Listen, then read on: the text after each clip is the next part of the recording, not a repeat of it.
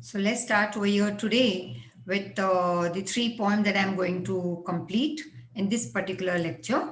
And in the next lecture, we start with that's a chapter that is unit 9 of Beehive. और दो poem आगे की बाकी है that also I'll be completing after in the next lecture that will be. So let's start with the very interesting poem. The first one that we are going to do today is The Duck and the Kangaroo, right? It's written by Edward Lear, very famous poet. You all must be knowing about him. And if not, at least through this poem, you will come to know how great poem was written by him. Now, the introduction to the poem always you'll have to learn and write it before you write your main answer.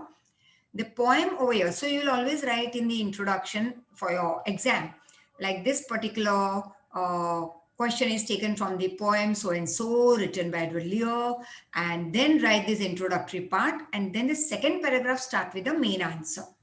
The poem tells us in detail, that is, elaborates the desire, that is, a wish of a duck.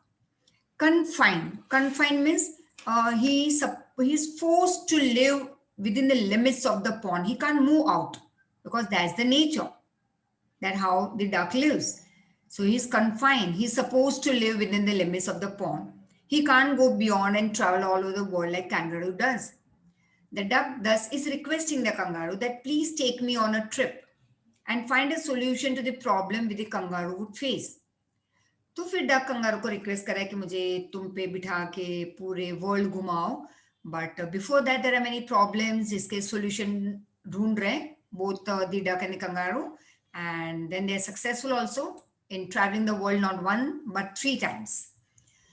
Now, first paragraph, the duck said to the kangaroo, "Oh God, that is good gracious. Just see how you are jumping. That is how you hop. Over the fields and the water too."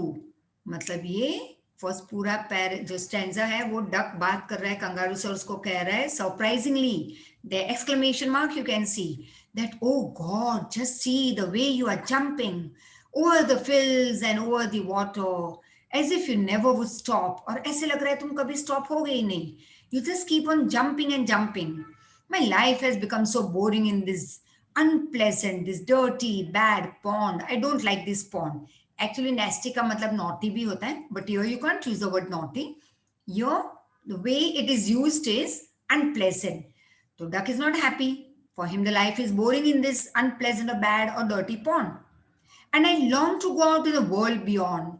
और इस pond के दूसरी और एक बड़ा सा world है. I wish that I would roam around in this world. I wish I could hop like you. और मेरा ये भी विश है, ये ड्रीम है कि अगर काश मैं तुम्हारी तरह हॉप कर पाता तो पूरे वर्ल्ड में घूम लेता, लेकिन नहीं, देखो मुझे पॉन्ड में ही पड़े रहना है. Now all this thing the duck said to the kangaroo. So your in short explanation, the duck is awestruck, that is surprise, exclamatory mark I told you, to see the movement of the kangaroo. It expressed that the kangaroo could hop continuously over the fields and water bodies. The duck's life was boring as it remained in that pond all the time. It wished or desired to see the world beyond that limits of the pond, and he wishes that only if it could hop like the kangaroo. Second stanza. Now, the duck continues his communication with the kangaroo. "Please, please give me a ride on your back," said the duck to the kangaroo. "I will sit quite still, मैं चुप बैठा रहूंगा. I will not say anything, yes, but one word, जो मेरा nature है, quack, quack. वो तो बोलना ही पड़ेगा. The whole of the long day through I'll keep quiet. And we would go to the Dee and the Jelly Bolly, over the land and over the sea. Please take me on a ride, oh do," said the duck to the kangaroo. Now here the duck once again is requesting the kangaroo to give it a ride on his back, कि तुम्हारे पीछे back पे बिठा के मुझे घुमाओ world में. And the duck promises the kangaroo that it will sit quietly, except one word the whole day long it will say. जो उसका स्वभाव है, quack quack बोलना, but otherwise it will keep quiet. And the duck lists the places that they would visit. अब अलग अलग जगह का नाम ले रहा है डक कि प्लीज वर्ल्ड में मुझे ये सब चीजें देखनी है, ये जगह पे ले जाना मुझे. डी एंड जली बोली. It as that they would hop over the land and the sea. और वो ये भी कह रहा था, I would love to jump along with you over the land and over the sea. So please take me on a ride, Odoo, said the duck to the kangaroo. Now the kangaroo says to the duck, let me think a little. Reflection मतलब मुझे सोचने दो. Perhaps on the whole it might bring me luck. शायद मेरे लिए luck भी ले आए अगर मैं तुम्हें घुमाने ले जाऊं पूरे वर्ल्ड में. But there is one problem. That is, there is one objection. Which is if you will let me speak so bold. और अगर तुम मुझे boldly, frankly बोलने दो, तो मैं बोल सकूं. You say yes and frankly, तुम्हारे मुंह पे मैं बोलना चाहूंगा. एक प्रॉब्लम है तुम्हें ले जाने का. And that is what? That your feet are unlimitedly, that is unpleasantly wet and cold. क्योंकि पानी में ही पड़ा रहता है डक, तैरता रहता है वहां पे, तो उसका घर ही पानी है. वो कहते हैं तुम्हारे पैर तो कितने ठंडे होंगे और वेट होंगे, तो मुझे तो रूमेटिज्म हो जाएगा. It's a disease and this would probably give me the rheumatiz. That is rheumatism, disease है, said the kangaroo. And the duck said, as I sat on the rocks, I have pondered. That is, I have thought over that completely. Duck ने कहा चिंता मत करो, बैठे बैठे उस पत्थर पे मैंने सोच लिया था कि तुम्हें तो ठंड लगेगी मेरे पैरों की, तो अब क्या किया जाए. So I already have bought 4 pairs of worsted sock, मतलब कि ठंड में पहने वाले socks, which will fit my web feet neatly. Web feet मतलब ये जो ऐसे पंजे, that is web feet. इसमें वो मेरे socks अच्छे से fit हो जाएंगे. And to keep out the cold, I have bought a cloak. और लंबा सा बड़ा सा एक श्रग लेके आया हूँ, ड्रेस जो मुझे कवर कर लेगा ठंड में, तो मेरी बॉडी जो ठंडी होगी वो तुम्हें टच करेगी ही नहीं. And every day cigar I smoke, और मुझे गर्म रखने के लिए मैं एक सिगार स्मोक कर लूंगा. All to follow my own dear true love of a kangaroo. So the duck said that as he sat on the rock during the day, it was thinking over it, how to solve this problem. In order to avoid that, the duck had bought 4 pairs of warm socks, worsted socks, which fitted its web feet or web-shaped feet well. In order to stay warm, it also said that I'll wear a shrug, I smoke a cigar every day, and the duck would do all this to protect the kangaroo, as it was duck's beloved, because duck loved the kangaroo. Now the kangaroo said, okay, fine dear, I am ready, all in the moonlight pale, but to balance me well, लेकिन मेरी body को balance में रखने के लिए कहीं पे भी मत बैठ जाना, मेरी टेल के टिप पे बैठना. Go and sit at the end of my tail. So away they went with a hop and a bound, and they hopped the whole world 3 times round. And who's so happy? Oh, who? As a duck and the kangaroo. तो duck और kangaroo से ज्यादा कोई खुश हो ही नहीं सकता. Right? The kangaroo was satisfied with the duck's response. Duck ने बताया कि मैंने इतनी दिन तैयारी कर ली है. Kangaroo तो खुश हो गया. He was satisfied and he got ready to give him a ride. So he got ready for the ride. At night, when the sky was filled with the light, pale light of the moon, हल्की सी light आ रही थी moon की रात में. They started their trip with a hop, with a jump. And the kangaroo naturally was very happy. It took 3 times round all of the world with the duck on the tip of its tail. So next, और ये already poem जो previously duck and the kangaroo was already done in A standard also, 9th में repeat हुई है. Now let's move ahead with on killing a tree. Very, very interesting. It's really कुछ समझने वाली बात है यहाँ पे, that how human beings are so very greedy and selfish. और हमने किया था SS में भी एक part, how we are destroying the wildlife and forest and all. So on killing a tree by Gail Patel.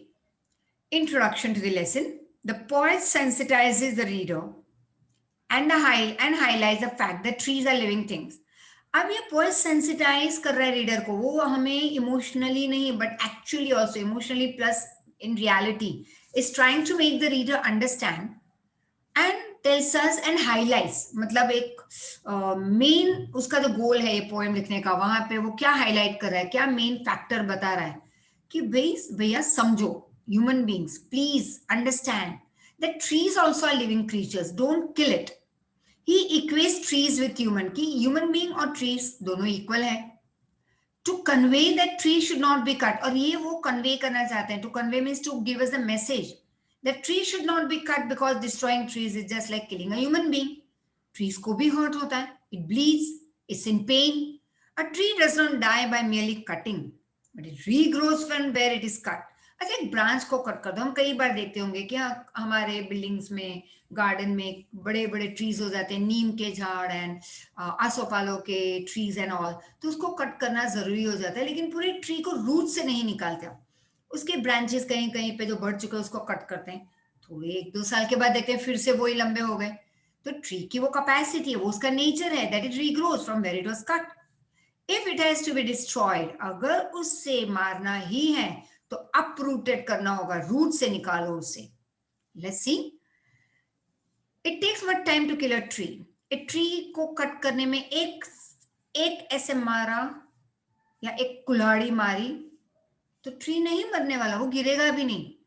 Not a simple jab of a knife या बड़े से खंजर लेके या चाकू या चप्पू या बड़ा सा कुल्हाड़ी लेके भी उसको एक जैब मारो, मतलब एक बार मारो, कुछ नहीं होगा. Is not going to fall down, nothing is going to do. Not a simple jab of the knife will do it. It has grown slowly consuming the earth. Soil मतलब खातर, पानी, ये सबको खाते खाते खाते ट्री बड़ा हुआ है, फिर जमीन में से बाहर निकला है, rising out of it, feeding upon इस क्रस्ट, सॉइल को यूज कर रहा था, absorbing years of sunlight, air and water, सालों से वो ये सारी चीजें खा पी रहा है. And out of its leprous hide, that is discoloured bark, sprouting leaves, और उसके bark में से लीव्स आ रहे हैं. Right, you can learn this, you can read this on your own. Like a simple cut does not destroy a tree. A tree grows gradually, slowly, step by step. तुम एक दिन में बड़े नहीं हो गए 20-30 साल के.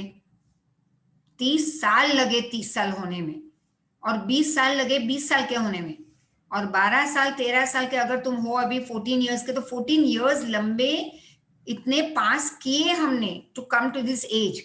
जिस दिन जन्मे, विद इन फ्यू मिनट्स और days you didn't turn out to be 15 years 20 years child. So tree also is same because it's a living thing, so it grows gradually like us. It's rooted in the soil.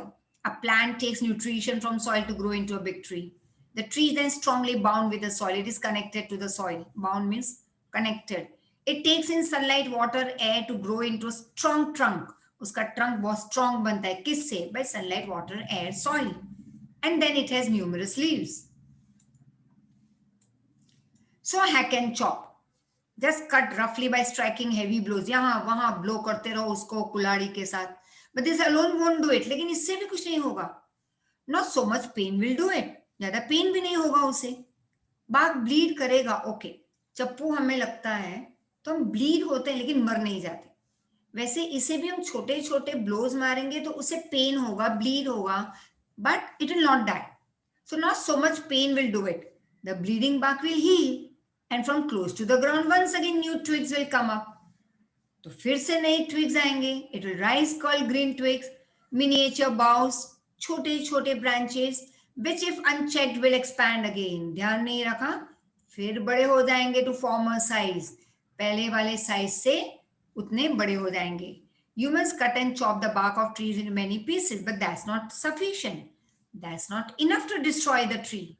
The point of the tree which gets cuts gives out sap just like human being bleeds. उसमें से भी थोड़ा ऐसे liquid जैसे निकलने लगेगा जहां पे हमने कट किया है ट्री को, उसके ट्रंक पे या कहीं ब्रांच पे, तो उसमें से सैप निकलेगा. हमारे खून निकलता है, उसके लिक्विड फॉर्म निकलता है, सैप कहते हैं उसे. ग्रेजुअली दिस वुड हील, लेकिन वो हील हो जाएगा. And from then new branches will start growing again. No, तो फिर क्या करें? Let it be pulled out from the root. The roots is to be pulled out of the anchoring earth. Anchoring, पकड़ के, hold के कौन पकड़ के ट्री को कौन खड़ा रख रहा है वहां पे 100-200 साल तक? उसके रूट्स जो बहुत दूर तक फैले हुए हैं जमीन के अंदर, उसे निकालना होगा. पहले तो ट्री के ट्रंक पे बहुत सारे मोटे रस्सी बांध दो. It is to be roped and tied and pulled out and snapped out, and क्या कुछ नहीं करना पड़ेगा. और पुल आउट एंटायरली, पूरे रूट से निकालो, out from the earth cave, and the strength of the tree exposed. अब उसकी जो स्ट्रेंथ क्या थी, रूट्स. हमारी स्ट्रेंथ क्या है? हमारा हार्ट. राइट, हार्ट पे फोकस करना है, उसको एकदम स्वस्थ रखो. तो small small things will not kill you. It will heal. अगर heart मजबूत हो तो, if you are mentally strong, heart से strong हो तो everything will be fine. Similarly, the same thing over here is that the strength of the tree क्या है? Root. उसी को निकाल दिया, मर जाएगा वो.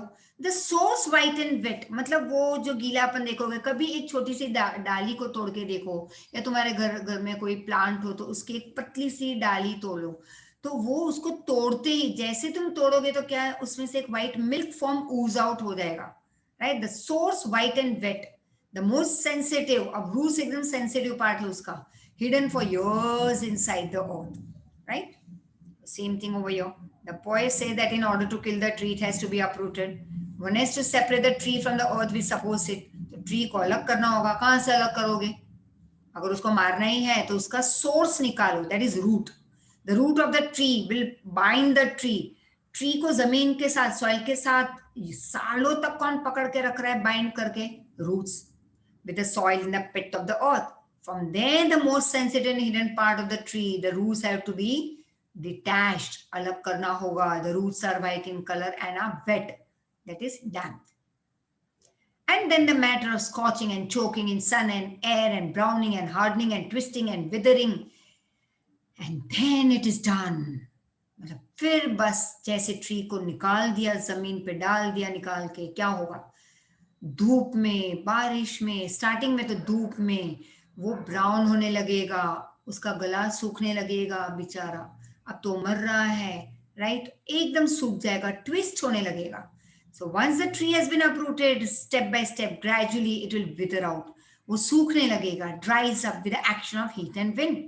The trunk will become brown, twist and will harden. Finally the tree will die in this way. We'll show you the video also over here. The snake trying. Let's see, by W.W. Rose. Introduction. In the poem, the poet says that the snake tries to escape from being hit by the stick held by the person who is trying to kill it. अब snake बेचारा, एक आदमी जो stick लेके उसको मारने के लिए दौड़ रहा है, उसके पीछे स्नेक उससे एस्केप होने के लिए दूर भाग रहा है. The poet wants to say that all snakes are not harmful. सभी पॉइजनस नहीं होते. कोई हर एक सांप मतलब काटेगा ही और हम मरेंगे, वैसे नहीं होता. Humans have a notion, ये हमारी गलत सोच है. The snakes are dangerous and they try to kill them as soon as they spot one. ये हमारी गलत सोच है कि स्नेक, हर एक स्नेक डेंजरस ही है और वो हमें मार डालेगा, तो वो हमें कुछ करे उसके पहले हम उसको मार देते हैं. But this is not true. He does it how a harmless green color snake tries to hide when the green bushes in order to save itself. The snake trying to escape the pursuing stick. Pursuing मतलब जो आदमी stick हाथ में लेके follow कर रहा है, chess कर रहा है, तो स्टिक को बताया गया है chasing stick, following stick. The snake is trying to escape this chasing stick with certain curvings of thin long body. और उसकी long body ऐसे कर्व होते होते होते आगे बढ़ रही है. How beautiful and graceful are his shapes. और जो वो ऐसे टेढ़ी मेढ़ी, like very beautiful उसका curving है when it is moving ahead. The snake tries to escape from being hit by the stick that is chasing it or following it. As a snake crawls, its body twists and turns, forming very attractive, graceful, fascinating shapes of the body. He glides through the water away from the stroke. मार खाने से पहले वो जैसे पानी में ऐसे घूम रहा है, आगे बढ़ रहा है. Oh, let him go over the water into the reeds to hide. Reed मतलब घास फूस जो हम पानी में भी ग्रो होते हुए देखते हैं. So let it go and hide in that reed without hurting it. Small and green is harmless even to children. और ये ग्रीन कलर का स्नेक हार्मलेस है. The snake moves through the water in order to save itself. वो अपने आप को पानी में छिपा के आगे बढ़ रहा है. The poet please requests us to let it escape and hide behind the thick marshy plant as it is harmless. The small green color snake is harmless even to the children. Along the sand he lay until observed. फिर वो sand पे late जाता है जब तक कि फिर से हम उसको देख लेते हैं. फिर से हम सोटी लेके उसके पीछे दौड़ रहे हैं. And chased away and now it vanishes in the ripples among the green slim reeds. So till it was spotted and chased away by the person holding a stick, it lay quietly in the sand. अब जैसे उसने देखा कि ओ बाप रे, तो पीछे और वापस आ गए ये लोग दौड़ते हुए. So in order to save itself, the snake disappears in the ripples of the water. पानी में, जैसे कुएं में या लेक में या पॉन्ड में या रिवर में एक छोटा सा पत्थर डालो, कंकर, तो you will see the ripples over there, right, concentric circles बनते हुए, उसको हम कहेंगे रिपल्स ऑफ द वाटर, उसमें वो जाके डिसअपियर हो जाएगा. And hides in the camouflaging green bushes, मतलब खुद का green colour, bushes green colour, उसमें वो एक हो जाएगा, हमें पता भी नहीं चलेगा ये कहाँ पे है. ऑफ द मार्शी प्लांट्स, मतलब नदी किनारे, नदी के किनारे या लेक के किनारे या पॉन्ड के किनारे जो कीचड़ में प्लांट्स ग्रो होते हैं, that is called marshy plants, वहां पे वो ग्रीन कलर में, खुद का ग्रीन कलर उस ग्रीन कलर के प्लांट्स में वो वैनिश हो जाएगा, right. So I'll show you a few videos over here related to this.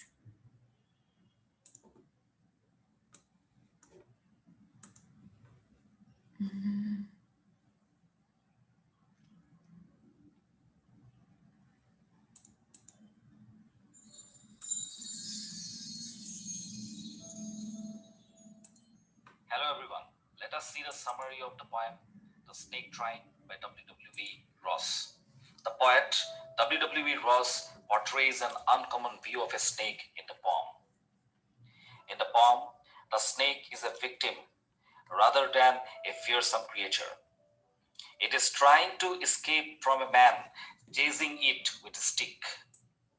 The poet uses strong descriptive words to admire the curving movement of the snake, as well as his beautiful and graceful shape. The poet implores the stick, and by extension the man holding it, to let the snake go. The snake, he says, is small and green. He is also harmless to children. The snake, he then says, was lying innocently on the sand before he was discovered. He was then chased relentlessly before vanishing into the green marsh plants with thick stems. Throughout the poem, the poet uses positive words to portray the snake as innocent and its attacker as a predator. By doing so, he hopes to open his audience's mind and change the popular view of a snake as terrifying to a creature that is innocent and harmless. Thank you.